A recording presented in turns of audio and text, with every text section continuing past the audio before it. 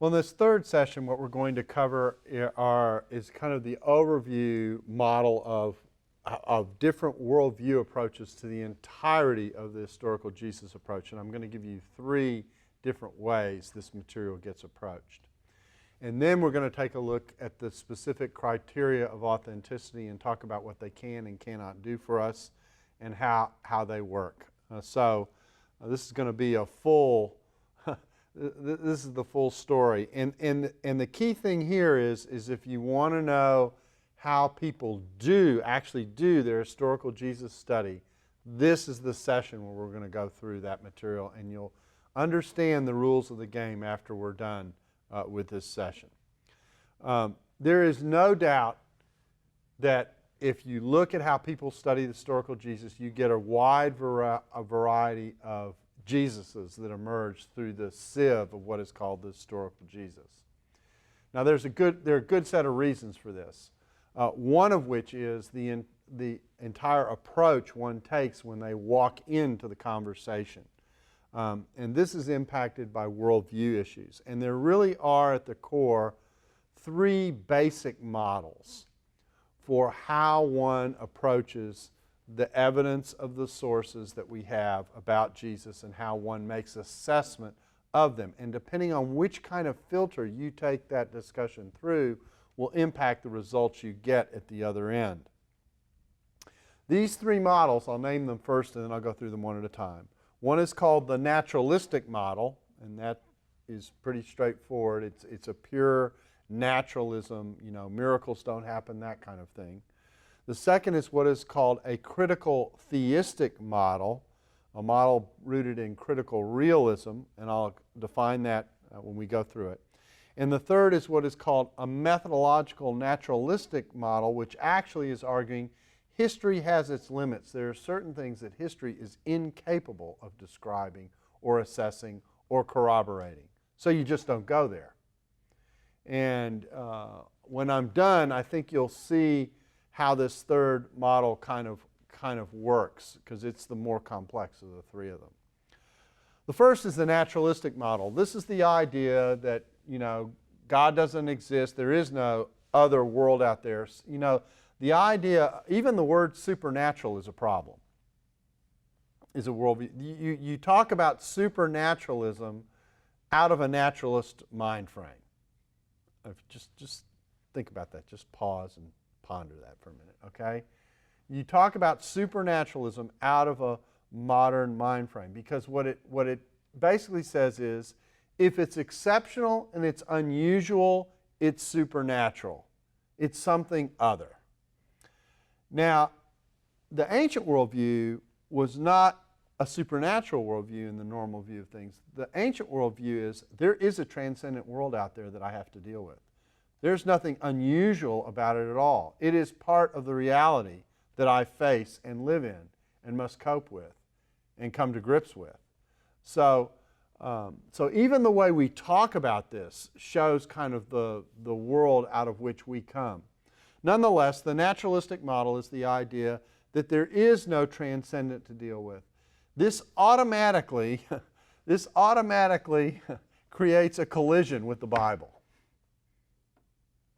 The Bible is said to be the Word of God. So if you're a naturalist, it's the Word. Well, whose Word? Well, it's not of God. So, and the major actor in the Bible is God. Well, if God's not the major actor, if God doesn't exist, then what do you do with all the God parts? Where do they come from? And what is it that they're actually attempting to describe? Is it a psychological condition? Is it a perception of things? Is it a set of natural events that have been embellished? Is it myth? They're all kinds. So the moment you come at the Bible with naturalistic suppositions, you collide headlong, headlight to headlight, if you will, with a worldview that says the key character in the Bible is God, and it's His story that's being told. So it's no wonder that anyone who takes a historical Jesus approach but does it with naturalistic lenses is going to be engaged in lots of different kinds of explanations for the kind of phenomena that the Bible claims to be representing, because it's on a collision course with that material. So it's no surprise that someone who comes to the Bible with a naturalistic worldview has no category for a virgin birth. Just, what are you going to do with this? So they'll have some other explanation for it.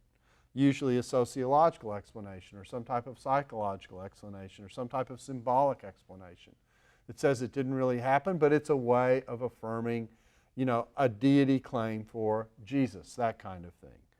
So naturalism is basically the idea that anything that you see that tinges of the activity of God or claims about God gets some other alternative explanation. Either it gets reinterpreted, or social features deal with it, or it gets put in the category of myth, embellishment, or whatever. That's where you're going to land if this is your filter. The second category is a little more complicated. It's called critical theistic. And here's what it's arguing. It's rooted basically in a philosophical approach that's known as critical realism. Now, critical realism says there's a real world out there that I am able to investigate. There are things external to my perceptions that are out there to perceive. Okay? That the world is a real world. And, in addition, critical realism, because it's critical theistic, it's a critical theistic model, says that the transcendent world exists and is a part of the reality that we are forced to describe. That the idea that there is a divine out there is real. And there's a real divinity to investigate, etc. So the realism part of it says there's a real world. It's something other than me. It's something other than my mind, if I can say it that way. There's something out there to look at and get your hands around and reflect on and assess how it works, etc. That's the realism part. And part of that realism includes the area of the transcendent. But the critical part of it, this is the part that goes with it, is we misread. Okay?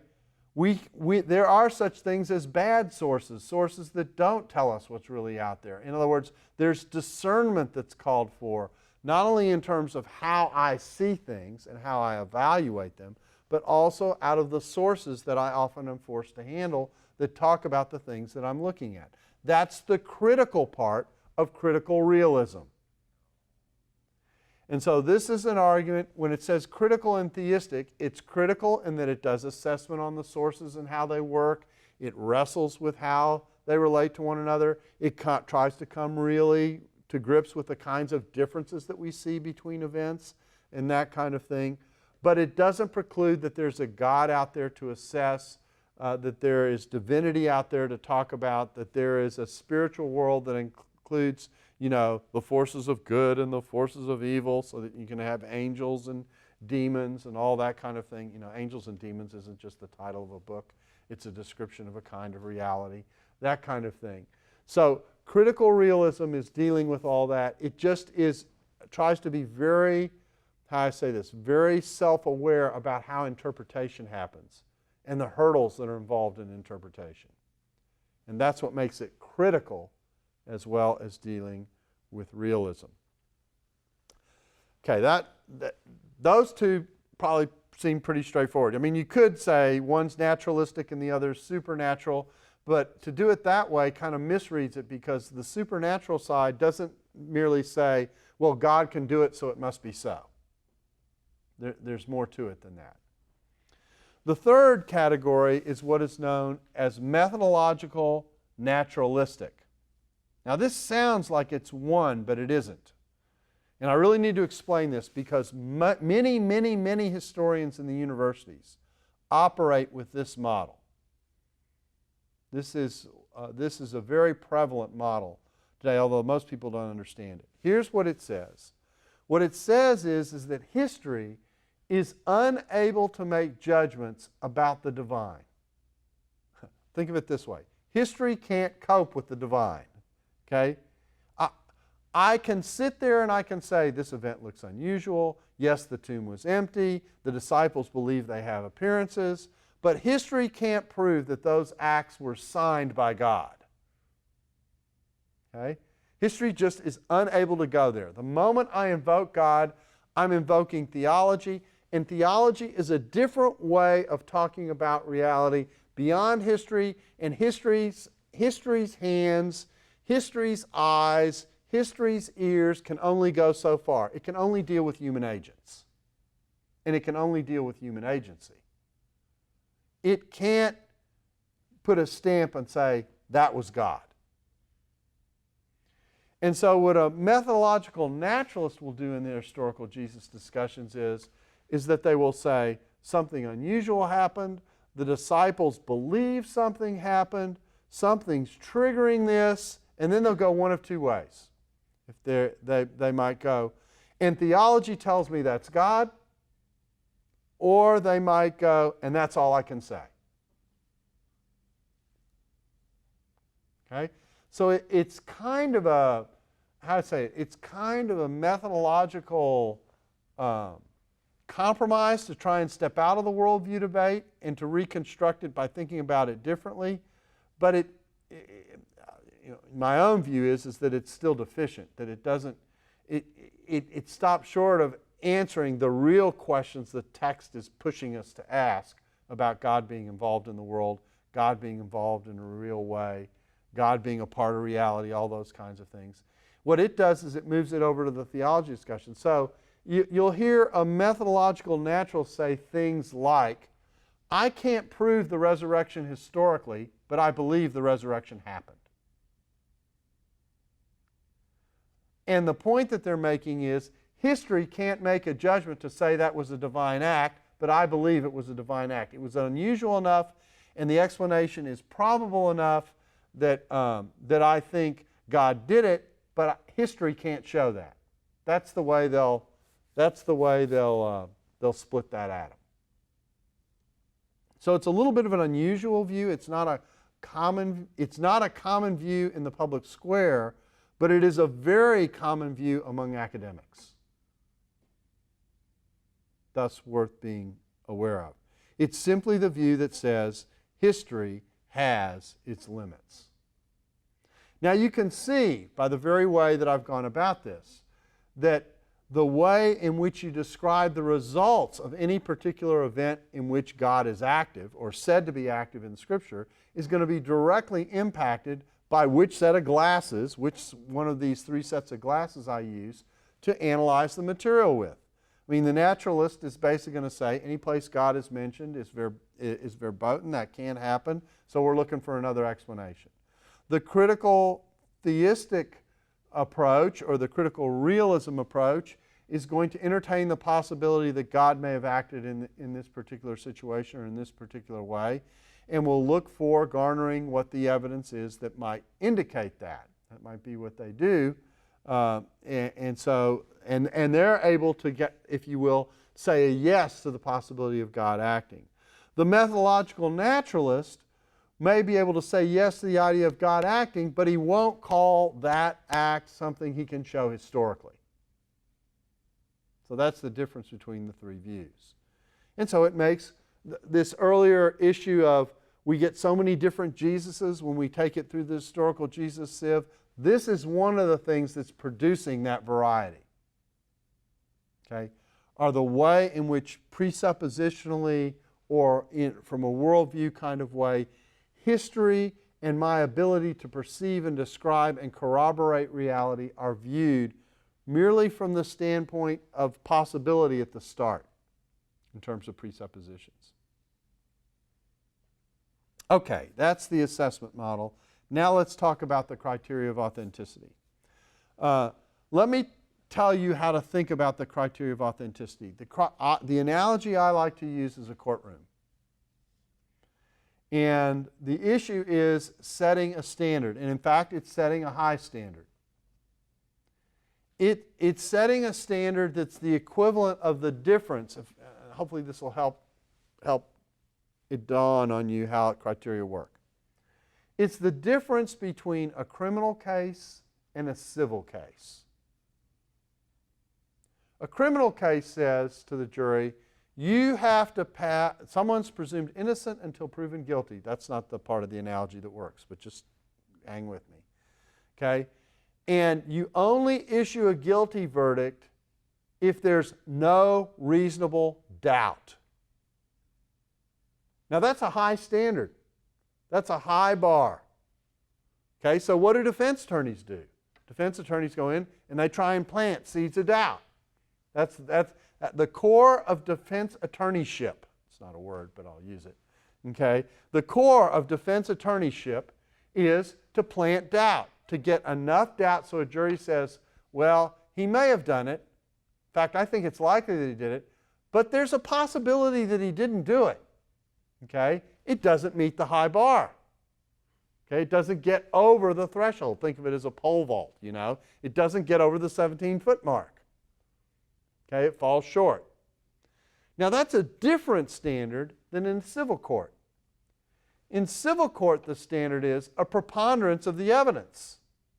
Okay, that's more built around the probability standard, okay, as opposed to the no reasonable doubt standard. All right, that's a lesser bar. So we get legal anomalies out of this that are interesting. Many of you are familiar with the O.J. Simpson trial, probably one of the most famous trials that has taken place in the United States in the last 30 years or so. In fact, we just went through it's hard to believe, I think the 20th anniversary of the O.J. Simpson trial. Hard to believe it's 20 years ago. Anyway, he's brought to a criminal court where the standard is no reasonable doubt. He's declared innocent. He's declared innocent even though many of the jurors and most people who watched the trial thought he did it. Okay? Why? Didn't get over the standard, didn't get over the bar. Okay? You take the same case to civil court, preponderance of the evidence.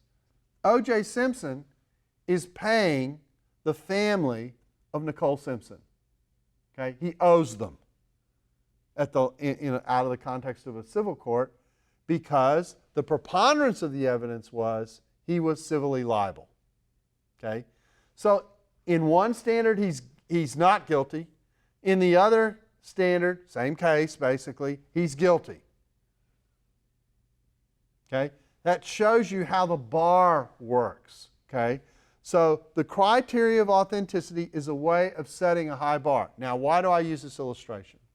I use this illustration because what I'm also arguing is when you're working with the criteria of authenticity, failure to meet a particular criteria is not a comment on whether something happened or not.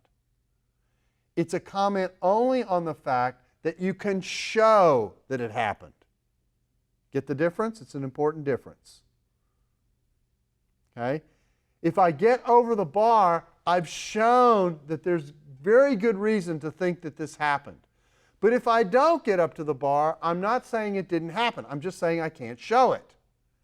Because, now we're back to the point we made in the last session, the goal of historical critical method is to corroborate, to show how much corroboration I have for something happened.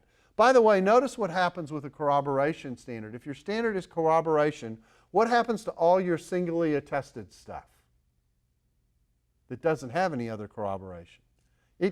It's not a part of the conversation. Or if it is, you're going to have to think of a way to get it there. Why? There's no corroboration anywhere. What does that mean practically? Well, that has all kinds of ramifications. Let me take you through some of the ramifications of what that means. Singular attested stuff not being corroborated, not being a part of the conversation means that 88% of the Gospel of John just went poof in this discussion. Because 88% of the Gospel of John is singly attested. There's no way to corroborate it. Okay? So you lose a lot of your John stuff in the process. Okay? Now, everyone knows, here's the problem. Everyone knows that something that is singularly attested can happen, can have happened, if I can say it that way. Okay? There are some events, there's only one witness. Okay? So it can have happened, but you can't show it happens on a corroborative model. Why? High bar. failure to reach the high bar doesn't mean you've proved that it hasn't happened. You've just shown you can't show that it happened. Okay? That's how this works. So 88% of the Gospel of John, poof, gone, can't talk about it. Boy, that drives a lot of Christians crazy. I can't talk about the Gospel of John in relationship to things said about Jesus? I just lost my understanding of Jesus. For a lot of people, that's true. Okay? Imagine if I challenged you with the responsibility, which I actually think you can achieve, of presenting who Jesus is, and you can only use the Synoptic Gospels. You can only use Matthew, Mark, and Luke to do it. Okay? All right? What a lot of Christians would do is they would go, ooh, ooh, ooh, and they'd get my hairline. Okay? Pull their hair out. I have no idea how to do that. Okay. When you're engaged in historical Jesus studies, that's kind of what you're doing. Because John, you've lost most of it, just by the nature of the way the game is played. And you need to understand. You know, when you say, I always get a kick out of having students, talking to students after they've watched a really deeply ingrained historical Jesus show on television, you know, on the History Channel or something like that. And they, why didn't they mention this? And why didn't they mention this? And why didn't they mention that? Usually the Gospel of John, okay? Because we know the Gospel of John like the back of our hand. Okay? We like the Gospel of John. It does all our heavy lifting for us. Okay? So, and the point is, because John doesn't count in a corroborative model, because there's nothing to corroborate it with, or very little. So we're setting a high bar. So what I'm arguing for, now this is a very conservative way of handling the historical Jesus problem. What I'm arguing for is that what the criteria of authenticity do is they allow you to make a case for something, but the failure to meet the criteria doesn't necessarily mean you've made a case against something. Okay, that's the way I'm using it. That's the way I'm talking about it. Now, there are scholars who will say, if it doesn't meet the criteria, or at least it doesn't meet some of them, then you've shown it didn't happen. Okay, that's a more skeptical approach to this entire area. The way I deal with the limitation of the historical method is, I can't say whether it happened or not at a historical level. I can't corroborate it, but that doesn't necessarily mean it didn't happen. Now, what you're seeing, even in the way I'm starting to talk about this, is this combination of probability and logic that's at work in how we do this. How do I know this happened? It came from multiple independent sources. I'm hearing it over here, I'm hearing it over here, I'm hearing it over here, I'm hearing it over here. Where there's smoke, there's fire. Okay, people get that. And it's a combination of probability and logic that you're dealing with. Okay? But I'm also noting the limits of what you're dealing with. This material doesn't deal well, and has no means of really coping in a significantly helpful way with singly attested material. It's the wrong model for it. Okay? And I think it operates like cases in a court of law do. There are numerous cases that go through a court of law where the jury sits there. I've sat on juries. I've sat on a jury which says, we think he did it, but it doesn't meet the standard, so we can't issue the verdict. So just be aware of that as we talk about it. Okay, what are the criteria of authenticity? Man, I'm almost out of time, so I think I'll just set this up. Let me just say this much right now. What you have are a variety of criteria. They do different things. They look at the evidence from different angles. They are different sieves. What normally happens is that if something can get through one or two of these, okay, that ups the ante on it being likely to be an event of Jesus from a historical Jesus point of view. There's an awareness that failure to meet a particular criterion is not necessarily proof that it didn't happen. If you can meet the standard in certain cases, that certainly opens you up to the likelihood that it did happen. That's the way this material gets to be used. And in the next session, what I'm going to do is I'm going to go through 7 different criteria that often get mentioned. And then I'm going to talk about the category of what's called burden of proof, which is something all sides use and everyone should give up. So we'll talk about that. when we actually go through the particulars here in just a second. Here's what I've said in this session. That what we have in the approach to the historical Jesus is a general worldview approach that impacts the way we view the results. And those results are seen in three different ways, generally speaking. Someone who approaches the material completely from a naturalistic point of view, who's obviously going to be on a collision course with the claims of God's activity in what the Bible presents. On the other end of the spectrum, if you will, is the critical realist or the critical theistic approach that says, I'm open to the activity of God and the possibility of the activity of God in the world. I think there's a real world out there to look at of which He is a part, but I also have to be critical about how I read evidence myself and the nature of my sources. That's the second view. The third view says, history has its limits. History is about human agents. So at a historical level, I can talk about human activity all I want, but the moment I invoke the divine, I've leapt from history to theology. Doesn't mean it's necessarily less real, it's just in a different category. It's in a different bucket. So that's what we've said in terms of worldview. We've also set up the criteria of authenticity, and the point that we've made here is the criteria are basically a high bar. That if you can get over says a lot, but the failure to get over it doesn't necessarily tell you about the authenticity of the event that you have. It just means you can't show the authenticity of it. You can't corroborate it according to a model that's built on corroboration. And we made the second point that I hope you got, I think you probably for sure did, and that means that singly attested material doesn't work very well in this model, which means we just lost most of the Gospel of John, which to Christians would be a big deal. But it's the way the game is played. So, we're about ready to go to center court. We're about ready to tip the ball. We've had the spring training about the rules of the game. Now all we got to do is look at one more set of rules, the criteria, and we'll be ready to go. That comes after the break.